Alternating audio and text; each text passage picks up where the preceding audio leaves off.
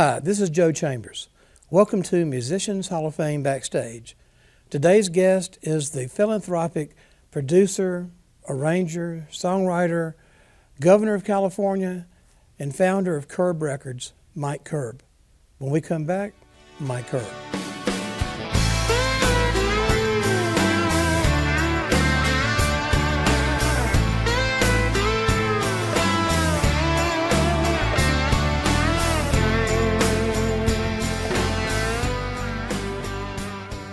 All right, we're back at Musicians Hall of Fame Backstage with Mike Curb. Mike, thank you for coming in today. Yeah, it's a pleasure to be here. So, I've been wanting to do this interview for a long, long time. I want to tell a little story before we get started. When we got, our first museum was taken to build a new convention center. And the first phone call we got was from you. And I'll never forget that because we didn't know what we were going to do. We didn't know where we were going to go. It happened so quick, you know. With 2 years, you'd been sitting around waiting for it to happen. Then, you know, you get 7 days to move out, and we were like stunned. And we get this call from you, and it was just kind of a ray of sunlight for the first time. And we never will be able to thank you enough for doing that, for giving us. Mike gave us offices over at the Curb School of Music, formerly CBS Records. Actually, he gave me my little office back plus a bunch more. And Well, you made the office famous. I didn't, but And we were, and you know, I've always been a big fan of particularly Musicians Hall of Fame. Everything you've done, so it's just so great. Well, thank you so much. We were sad when you had to make that move.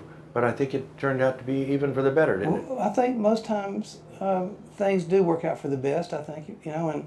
But my wife said we got kicked to the curb, and that was you. And it was a good kick because that did give us time to get all this worked out. And once again, and you were also the very first person that was the industry icon inductee here for all the things that you've done for so many people, and we've including us. And I just wanted you to know up front how much we really appreciate everything. Thank you. We certainly appreciate everything you're doing for the community and for the country with this magnificent hall here that you've built.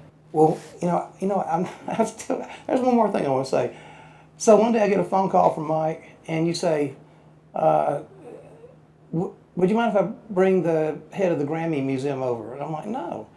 And next thing I know, Mike has introduced the Grammy Museum in LA to us, and within 6 months, we had a deal to have the Grammy Gallery, 9,400 square foot Grammy Gallery here, which has been a tremendous addition. It was great for them. It was great for the Grammys, and it was obviously great for you. So, well, like they said, it was a good combination. It was a hand and glove fit. It was perfect, and we owe all that to you as well. So, okay, I just want to get that out of the way. They were obviously very impressed when they saw what you've done here. So it's just been a wonderful way of bringing the Grammys here to Nashville. Honestly, it took someone like you to get them here, and we appreciate it. So, okay, your dad was a FBI agent, Right. and you're from Savannah, Georgia. Yes.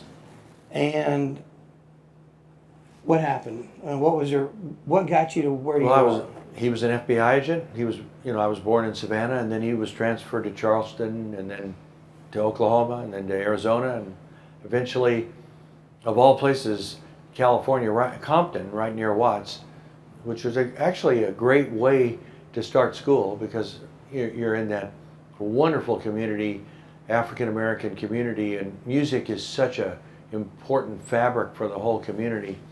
Even I remember when our family went to a Baptist church downtown that was all white, the music sounded so drab and almost like you were dying. And then all of a sudden, when my father was traveling, I would get to go to the black churches in Compton, and wow, I mean, they were rocking, and you really heard it was like R&B. Well, it is R&B music. It's gospel music. Mm-hmm. And I don't know where the line is between gospel and R&B, but it was very close back then. And it was a great way to be introduced to music and a great way to learn to play the piano and learn from people who really had the feel, because so much of playing the piano is your feel and the rhythm, and to learn it that way and to learn the different bass chords and everything in the black churches was a wonderful thing. Elvis, I think, did about the same thing you did. He did a little better though. He seemed to accomplish a little more, but I don't think so really. But how did you learn how to play? Did you have formal lessons, or did you learn on your own? a little bit of formal, hardly any. But I used to we had an old piano on it for some reason. I played by ear, but I'm not great, but I play. I enjoy playing, and I was able to be in a band in school, and then we had hit records with our band, and then later on with the My Curb Congregation, we had several hits, and we were regulars on the Glenn Campbell show every week. It was an exciting time to at least pretend to be an artist for a period of time. So your first band was in California? Yes. What I learned though when I moved to Nashville is don't try to play alongside these guys. Don't try to write songs better than it's better. When I moved to Nashville 27 years ago, I said, I'm going to stick to the business side. There's too many guys that write. Everybody here writes better than I do. Everybody here is a better musician. It's this town, the musicianship. Well, from the Musicians Hall of Fame, what happens and what's happened in Nashville. Going back to the Ryman, going back to RCA Studio B, and all the studios, even the studios that we've been buying and renovating. These musicians from the A-team, they set a bar that's so high that you would never want to play in front of them. Well, people ask me, are you a musician? And I say, well, I thought so until I got to Nashville. That's what. And that was the way I felt too. And then I said, well, I better look at songwriting. How old were you when you started to perform professionally? Oh, I was a teenager when I first started, and then we got lucky. Keyboards always? Keyboards, a little bit of guitar, but mostly keyboards.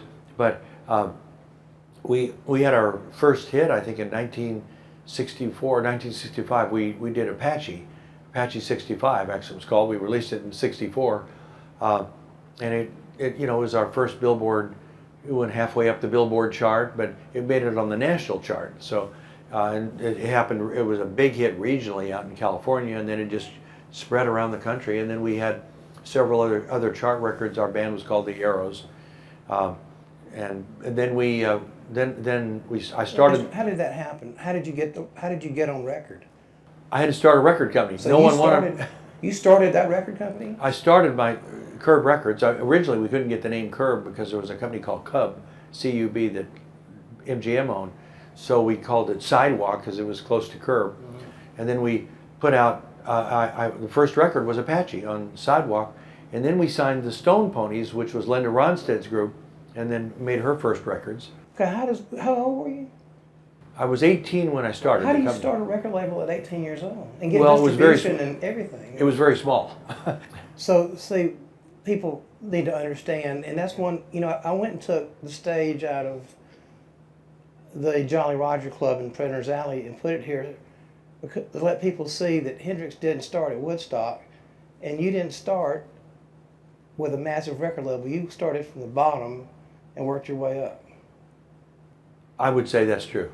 I don't think you could have started further down than I did. Yeah. But it's been an exciting run. Yeah. And you know it from the ground up too. No, and the good thing, the exciting thing is we're having hits now again this year. Yeah. We're having a really good year for King and Country and with Lee Brice and Dylan Scott and Rodney Atkins, and We Are Messengers and Natalie Grant and Francesca, and it just turned out to be this is a really positive time for our company, and we're crossing records over to the pop charts now. Lee Brice's record crossed, didn't it? Yeah, it's in the top 20 of the Billboard Pop Chart, and then of course for King and Country's up there in the top 20 as well there, and both records have been on the Hot 100, and I think Lee was in the top 25, which is an incredible thing when a record that goes #1 on the country chart like Rumor by Lee Brice and then crosses over, hits the top 25 of the Hot 100, and then the top 20 of the AC chart, and just keeps going, and it could go all the way. Yeah. It's a fantastic record. It sounds like one of those Stax R&B records. It has such a great feel to it. Yeah. And my son actually works for Lee. Well, something, I think Lee may be an R&B singer and just never told us, because I think he's got George so much soul. I mean, it's just unbelievable what the talent he has. I always thought George Jones was a soul singer. I mean, I really did. I mean, you could take he took a word and made a sentence out of Yeah. it. You know. I know. But so getting back to California though, because you did so much out there. You did movie scores. You did commercials, Honda commercials, right? Yes. And you wrote them all. Back then I wrote them. You know, I wrote the Honda commercial and the Chevrolet commercial, and then I used to write this for the soundtracks, like the Wild Angels, the Peter Fonda movie. I would actually write the music for the score and write the theme songs. Then as time marched on, we had other people with the company that could actually do a better job, and then we at one point I think we did over 50 soundtracks to those West Coast rock and roll movies back in the 60s. And if you don't mind, tell the story of Sammy Davis. Sammy had been on Motown Records, and nothing happened. Barry Gordy tried everything with him, and then he was getting off Motown and looking for a place to go. And I met his manager, Cy Marsh, and I had a song that my group, the Mike Curb Congregation, had recorded called "The Candyman," but I had released it and I had had a big hit with "Burning Bridges" from the Kelly's Heroes movie that I followed it with "The Candyman," and nothing happened. And I couldn't figure out how could my follow-up not be making it, what's wrong? And I realized it was boring. And then so I asked Sammy, I said, Sammy, while we're looking for what to record on your first album, why don't you sing "The Candyman"? It's from the movie Willy Wonka and the Chocolate Factory. It's a fun record. And he said, no, it's white bread, it's terrible. That's not what I want to do. I've been on Motown. So Didn't he say I can't go to my neighborhood or something like that? something like, it's in his book. I mean, he writes about how much he didn't want to do it. And then finally he said, well, what the heck, you already have the track. I'll just go put my voice on it. So he said, I'll make 2 takes. And he made 2 takes. We spliced them together and really made it a duet, because he never did sing part of the chorus. So I just dialed my group in. We put the record out, and I thought, this will get us on the charts, and then we give us time to do our album. The darn record went all the way to #1 on the Billboard Hot 100. It was the most amazing thing. And for the rest of his life, they called him the Candyman. And then we did Mr. Bojangles for the follow-up, and it was a hit. And in fact, in his book, he said, how would I believe the 2 biggest songs that I ever recorded would have happened so quickly by accident? And of course, I never knew that. Of course, Bojangles had been the Nitty Gritty Dirt Band. I just thought it'd be a fun thing for Sammy. Well, he made it his own. Right. That doesn't take anything away from the Nitty Gritty Dirt Band. They were great, but Sammy took that song and it was like he was Right. that person. Yeah. Wow. And after that, he never argued with you about doing the song again, did he? Well, yes, he did everything. No, I'm just kidding. No, he was amazing talent. Yeah. He knew what he wanted to do, and he it was fun to work with him. I miss it. I wish I were doing it today. Yeah. What made you decide to move to Nashville? We started signing artists when we were in California. The president of my company was a man named Dick Whitehouse, and he was just a wonderful person. For 35 years, he was the CEO. I don't think I'll ever meet anyone like him again in my life. He's still alive, still one of our trustees, but he retired a while back. But he was thinking of retirement back then, and we were having hits though with the Judds. We were in California, but we were having hits with the Judds. But then we would have to make an arrangement with Art. How did you get the Judds in California? Well, how did we get the Judds? Yeah. That's a great story. I think Brent Mayer, if I'm not mistaken, Brent Mayer's daughter Diana, I think, was in the hospital, and I think Naomi Judd was the nurse. Right. And they talked, and Naomi, was obviously, she was. No one would say that Naomi isn't aggressive. I mean, she's just been marvelous in the way she's promoted the Judds and what she's done in her life. Look at both of her daughters, Winona and Ashley, are both very successful.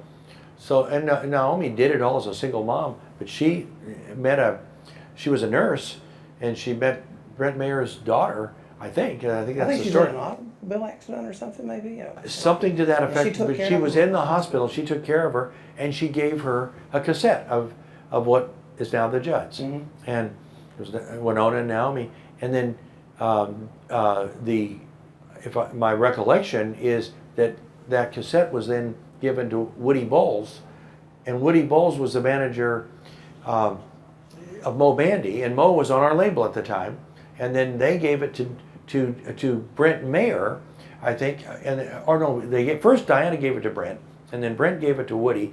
Woody gave it to Dick Whitehouse, and Dick came out to California and played it for me, and it was like a gospel song. I think it was called "Did You Hear Jerusalem Moan?" It was, at first I thought, this is going to be a gospel group, and that'll fit in because we had Debbie Boone with "You Light Up My Life." We had gospel records, Larry Norman and Second Chapter of Acts. So I thought, maybe we'll make this a gospel record. And Dick said, no, I think it's going to go country. And then we entered into a venture with RCA to do the promotion and set up Curb RCA. Did you already have a label here though at the time? Well, yes, we had a label, but we were doing co-ventures to get the marketing and promotion because we were still in California. Mm-hmm. So we had Curb Warner for Hank Williams Jr. We had Curb Capital for Sawyer Brown. We had Curb RCA for the Judds. We had Curb MCA for Lyle Lovett and the Desert Rose Band and so forth. So we had these co-ventures, but we weren't here. And then that was back in the 80s, and then at the end of the 80s, Joe Smith, who had been at Warner, was now at Capitol. He said, if you'd ever put together all these joint ventures, get those acts back on one label, you'd be pretty. It'd be pretty exciting, So I said, hey Joe, I'll I thought about it, tried it, and we did it. And in 1990 we set up.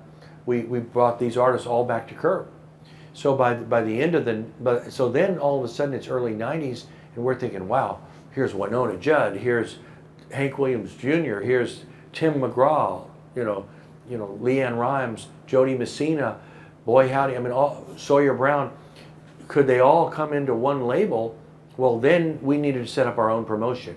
We already had a building here. We thought we better move to Nashville and do it right, set up our own promotion team, and we moved here, and wow, it's just been, it's been a wonderful run for the last almost 30 years, And aren't you the only self-owned or family-owned record label? Well, we're the Yeah, oldest. major. They say we're the oldest one still owned by the original owner. This is our 55th year. I started as a teenager. It's really a long run. At that point, we're going to take a break right now. When we come back, we're going to jump to something entirely different. Hang on. The Musicians Hall of Fame and Museum has been celebrating the men and women who make the music of our lives since 2006. The Musicians Hall of Fame is the one and only museum in the world that honors the talented musicians who played on the greatest recordings of all time. It's a music city, huh? It's, where else are you going to get the cats, all the cats that are in this room? The Grammy Museum Gallery at the Musicians Hall of Fame is an interactive facility that allows guests to explore the process of making a recording. Take drum lessons with Ringo Starr. Sing on stage with Ray Charles. Write a song with Desmond Child. Rap with Nelly. Or be Garth Brooks in our recording studio experience. Located in the heart of downtown Nashville, in the first floor of the historic Nashville Municipal Auditorium. Come see what you've heard at the Musicians Hall of Fame and Museum. Welcome back to Musicians Hall of Fame with Mike Curb. So Mike, you're like a cat. You've had like 9 lives, and they're all different. And politics, without getting into anything weird. Yeah. But you were the lieutenant governor of California. Well, that had pluses and minuses. It was. I wouldn't trade it for anything in the world because I got to spend time with Ronald Reagan, who was a great person, and to be lieutenant governor of the largest state. And I spent about a year as acting governor. So it was. I wouldn't trade it for anything in the world, but it did set me back a little bit in the music business because back then, those guys like David Geffen, Irving Azoff, they were really rocking, and you miss a few years, there, it took me a while to get back into the rhythm of the music business. So it had pluses and minuses. Well, yeah, because you had to govern the biggest state, right? It's the biggest state in the union, right? It is. Well, That's a pretty yeah, heavy. You, Texas that is Texas, well. yeah. Well, California is the most populous. Yeah. I think Texas might be a little bit bigger from the standpoint of the the So size. you didn't have a lot of free time to think about an album cut, No. So And I missed it. I missed it. I was actually lucky to get back into the. I mentioned Dick Whitehouse earlier. He ran my company during that 4-year period and did a great job. another thing that you are passionate about is taking care of 501c3s like us and people that need help. I don't know how many organizations that you've not been a huge supporter of. One thing that is on a lot of people's minds is Music Row. I know for a fact that you saved my favorite place, which was the Quonset Hut and Studio A, CBS, and then you saved or co savior of the RCA, right? Well, one of the things, in addition to the philanthropic things we were doing and the homeless programs and education programs that we've been involved in, I really believe in restoration. My wife and I have worked on restoring as much of Music Row as we can. We bought 12 pieces of property. Actually, there's I think 10 buildings. One of them is RCA Studio B, and then RCA Studio A. We're in a partnership with Chuck Elkin and Aubrey Preston. Aubrey, yeah. And Aubrey's just incredible what he's done with RCA Studio A. But in addition to RCA Studio A and Studio B, and by the way, RCA Studio B had I think over 100,000 people last year visiting. Mm-hmm. And then you have Columbia Studio A and the Quonset Hut, which was the first studio on Music Row. Anyway, we've restored about 12 properties on Music Row right in the heart of the area. And one of my passions is to make sure that we don't lose Music Row, because there's so many buildings being built and so much development. And if we lose too much more of Music Row, we're losing one of the 7 wonders of the world. People come from all over the world to see Music City, but a big part of Music City is Music Row. Right. Well, for those of you who don't know, RCA-B was the second studio, I believe, on Music Row. Quonset Hut was the first studio. Technically, I mean, the house that no one brought and Harold bought the basement was the first studio on the road. Right. Then they realized when they built the Quonset Hut, it sounded better, and so then that became the Bradley studio. When CBS bought it and built A, then the Quonset Hut became B, but then RCA built B, and then they built A just like CBS did. They're going to have to follow that one, right? Right, yeah. But they were going to tear Studio RCA-B down until you bought it. And Studio A, they were going to tear down as well. RCA later. Studio A. Oh no! Before Aubrey got involved, they were going to tear that down, and it's magnificent now. I mean, it looks. I walked in it the other day with Aubrey, and it looked just like it did back in the day. You know, but the first one was a Quonset Hut, and that was Decca. Yeah. And Owen Bradley allegedly was going to be built in Texas, and something happened to the person who was building it, and then so Decca commissioned Owen to build a Quonset Hut. Yeah. And that's historic. I mean, Marty Robbins, Brenda Lee, Patsy Cline, Bobby Vinton. Oh my goodness! All the Decca records back then, Mm-hmm. and then later on, as you mentioned, when CBS bought it, then people like Bobby Vinton, Bob Dylan, came out and recorded. I mean, it was just amazing, the history. And then of course RCA responded. RCA didn't want Elvis recording in a Decca studio or a CBS studio, so they built RCA-B, Chet Atkins, and I mean Waylon Jennings, Skeeter Davis, Jim Reeves, Eddie Arnold, Dolly Parton, on and on. I mean, you go on. The great Floyd Kramer, I could sit here mentioning at one time, 1 out of 2 records in America on the pop chart were either cut at the Quonset Hut or cut at RCA Studio B. And can you imagine if they had been pushed over? I mean, I can't even... I can't imagine it either. I mean, and by the way, who'd I leave out? Elvis Presley. He recorded at RCAB. So, I mean, just imagine, and think of the history. I mean, he must have done 200 tracks at RCA Studio B, and I think he did something at A. Where I was, well, he did Heartbreak Hotel over on McGavick Street. Well, that was earlier. On Yeah. McGavick, he recorded Heartbreak Hotel. Yeah.